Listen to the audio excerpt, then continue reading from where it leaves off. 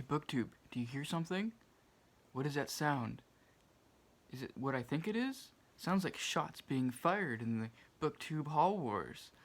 One shot came from the UK and quickly was followed up by a shot that came from America. And now that I'm here in Canada, I figured that I would shoot a shot of my own with another haul in the epic BookTube Hall Wars. I got a number of books to show you, and I'll go through them one by one. Let's start with some fiction, because we know that all the softies here on BookTube only read fiction, and if you don't show them a fiction book within the first 30 seconds of your video, they're going to tune out. And so, here's a novel. The novel is Trees by Percival Everett. This is a book I ordered online used, and it did not come in the best of shape, and I thought about returning it, but then the Canadian Postal Service went on strike, and so I could not return it because the due date had already gone by, and I did overpay for a little bit for a relatively worn book, but overall I'm fine to have a copy of this, and I didn't overpay for it really. So I have a copy of The Trees by Percival Everett, and I knew that this book existed because of a certain world famous book reviewer who does a year-end list of the best books and worst books of the year, and this was on the best books for contemporary fiction for the year that this book came out, which was 2021, and I believe this got paraded around quite a bit too. Like, I think this was a finalist for the Booker Prize, and so it's a little bit of a darling in the contemporary fiction, literary fiction world, and I decided to pick it up because of that world famous book reviewer. Some more fiction. Let's go with a book that is gonna take some explaining. This is Orson Scott Card's Ender's Game, and this is a little mass market. They don't usually print mass markets anymore, but this is available on Amazon, and this is where I bought it. And I bought it because my reading is not my own. This is the year where my reading is no longer my own, and so my reading takes me through the whims of whatever I need to read for educational purposes, because I'm becoming a teacher, and this is a novel that's taught quite a bit in high school. So I bought a copy and immediately gave it a read, and as you can tell, I already cracked the spine. Even though I didn't really try to, I tried to be gentle with the book.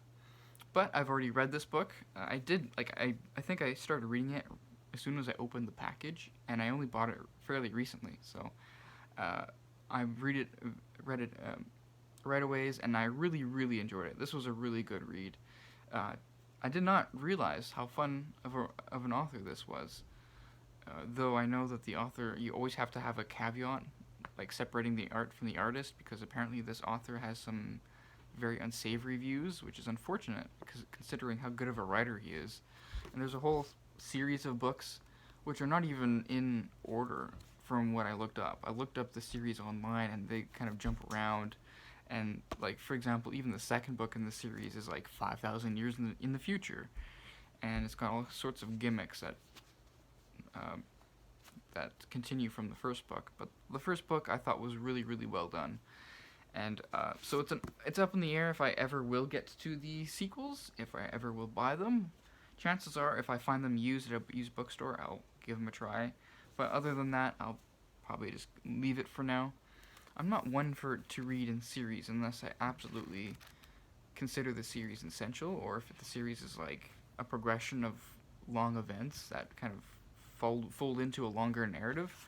And it doesn't seem like that's the case for Ender's Game, so I'm okay with just reading the first book for now. But moving on to the last fiction book, before all you fiction readers can tune out and fall asleep, this is Virginia Woolf's The Waves in an Oxford World Classic edition. A very appropriate cover considering the title, and I was a little bit disappointed with this edition because The Waves is one of Virginia Woolf's books which is considered fairly difficult, at least in the sense that it's hard to get, and I was hoping that there'd be a lot of critical apparatus in this book, and there's only a mild introduction, like 10-page introduction, and then maybe another 10 pages of notes in the back. And I was hoping for a little bit more than that, but maybe this doesn't need it, and I'm just overthinking the difficulty of this book in my mind. But if I do indulge and read you the first page, the book is mostly dialogue, but not dialogue in conversation, more like characters speaking out, thinking out loud or speaking out loud, and people are not necessarily responding, but they're contributing to the conversation, but none of them are speaking to each other. It's very strange. So this is, and there's almost no narrative, so it's almost all in dialogue, other than, say, what kind of narrative the characters add into their monologues, maybe, or soliloquies.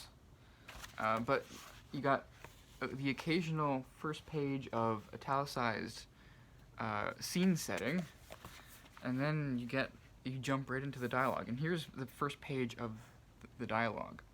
"I see a ring," said Bernard, "hanging above me. It quivers and hangs in a loop of light. I see a slab of pale yellow," said Susan, "spreading away until it meets a purple stripe."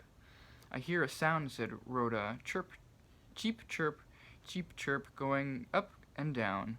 "I see a globe," said Neville, "hanging down in a drop against the enormous flanks of some hill." "I see a crimson tassel," said Ginny, "twisted with gold threads." "I hear something stamping," said Lewis. "A great beast's foot is chained. It stamps and stamps and stomps." "Look at the spider's web on the corner of the balcony," said Bernard. "It has beads of water on it, drops of white light." "The leaves are gathered around the window like pointed ears," said Susan. "A shadow falls on the path," said Lewis, "like an elbow bent." "Islands of light are swimming on the grass," said Rhoda. They have fallen through the trees." "The birds' eyes are bright in the tunnels between the leaves," said Neville. "The stalks are covered with harsh short hairs," said Ginny, "and drops of water have stuck to them." "A caterpillar is curled in a green ring," said Susan, "notched with blunt feet."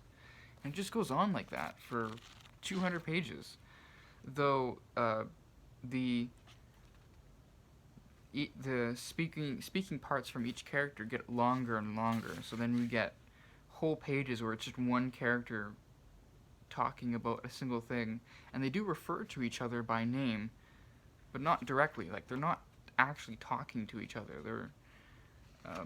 They're narrating life, I guess, is how someone might call it. But I would have to give it a full read in order to really understand what she's trying to get to. Though I have a sense I might be a little frustrated with the gimmick. I don't know if the type of gimmick that she's going for here really, I don't know, will land for me, but we'll see. And then, speaking of fiction, the next books here are all nonfiction, but this next book has a direct relation to fiction, as in it's a book about writing called Writing Tools by Roy Peter Clark. And the subtitle here is 50 Essential Strategies for Every Writer. And for every would-be writer like myself, who does a whole lot of reading but virtually no writing, you always pick up a book on writing and how to break down the craft of writing. Because that's what he's advocating for, that writing is a craft. It says here on the back, "Writing is a craft you can learn," says Roy Peter Clark. "You need tools, not rules." In this essential guide, Clark distills decades of experience into 50 tools that writers of all kinds can use every day. And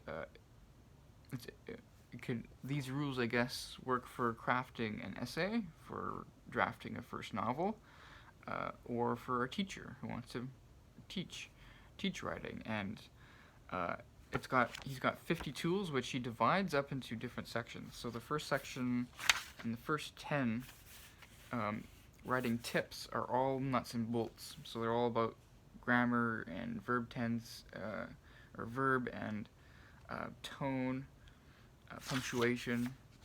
But then he's got special effects. Which has got 13 tips in there. Ones like pay attention to names, seek original images, prefer the simple over the technical, vary the lengths of paragraphs.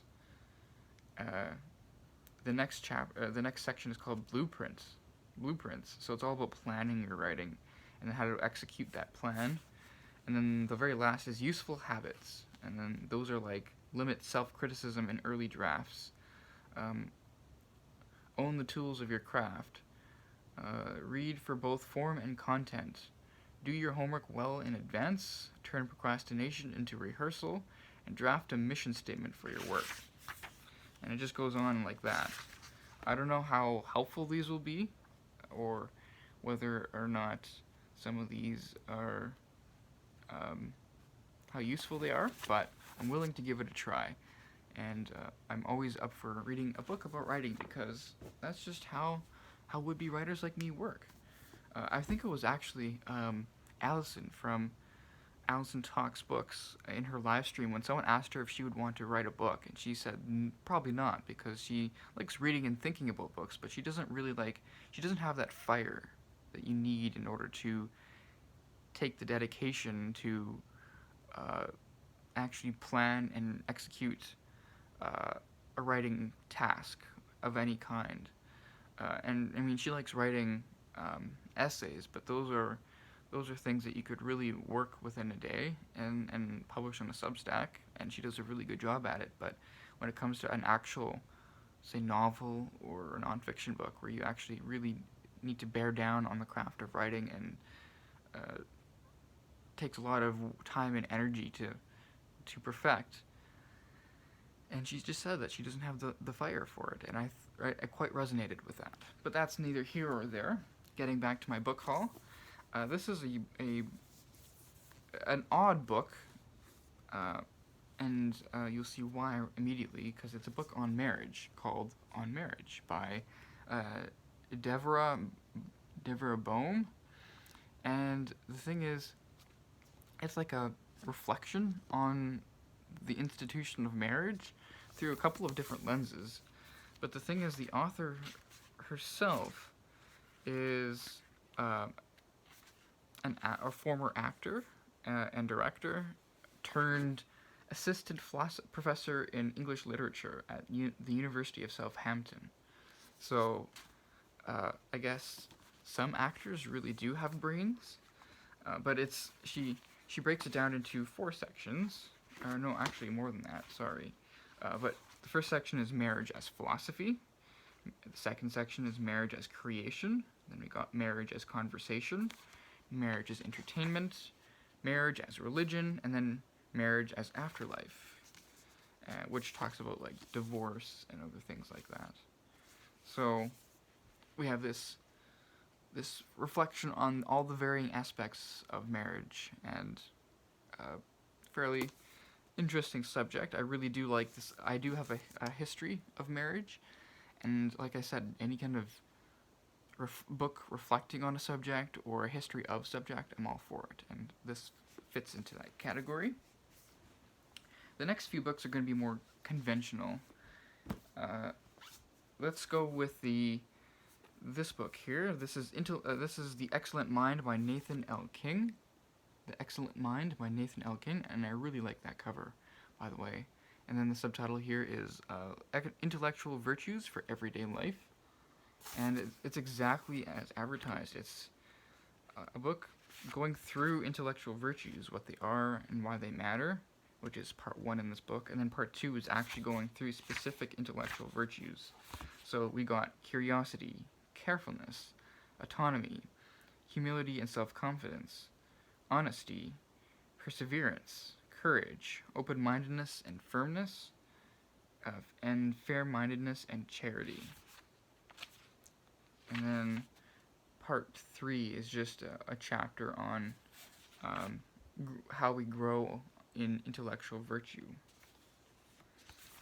And that kind of book really does interest me, especially because I've been fascinated by the idea of virtues fairly recently.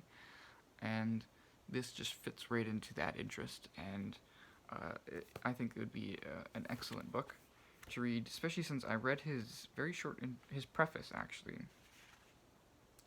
and he really wanted to know what students should get out of a class, because chances are they're going to forget most of what you teach them, and if you you can teach them knowledge and skills, but um, those don't always last, or they're not always beneficial. Um, so he says that it's not enough to teach them skills, it's not enough to teach them knowledge, but you have to go further, you have to go beyond that, and you need to teach intellectual virtues, and that's what he's going to argue in this book. And I like that kind of way of thinking. And the next 3 books here are histories, but they're very scholarly, I guess you could say. Scholarly histories. And so I saved the best for last. And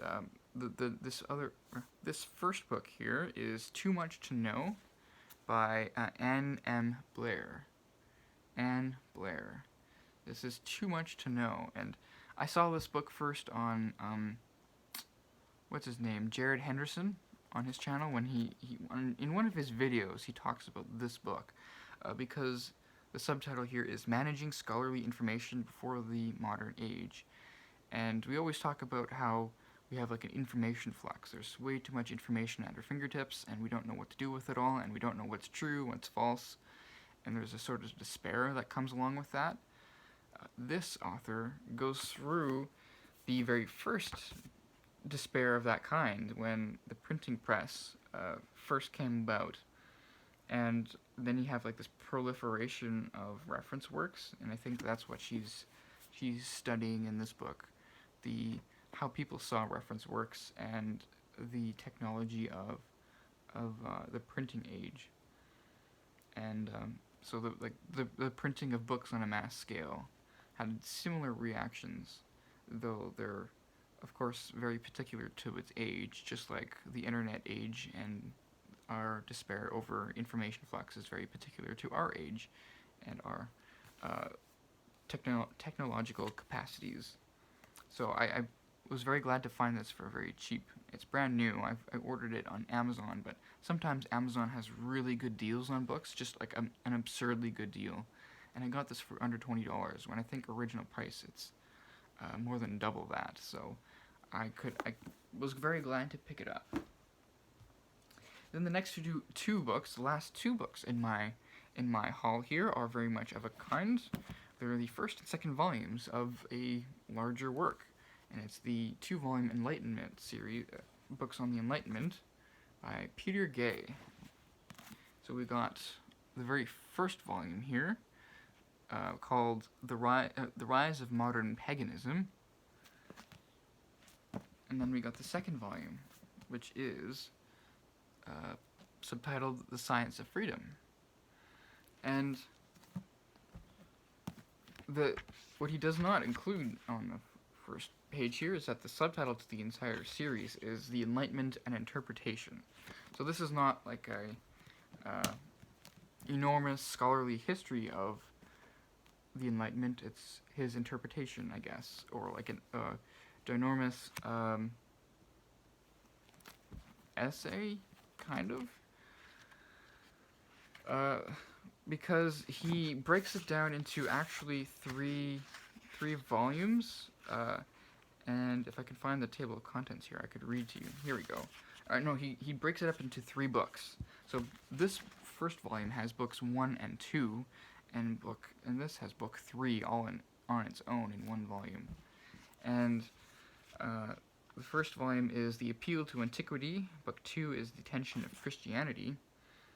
And then he includes a bibliographical essay, which is like 100 pages of him going through his sources.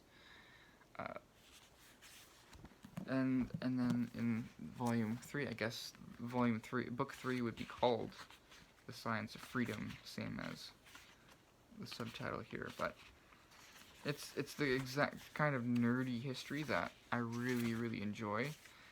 And I really do appreciate that he calls it an interpretation. Okay, so book 3 is actually titled something else.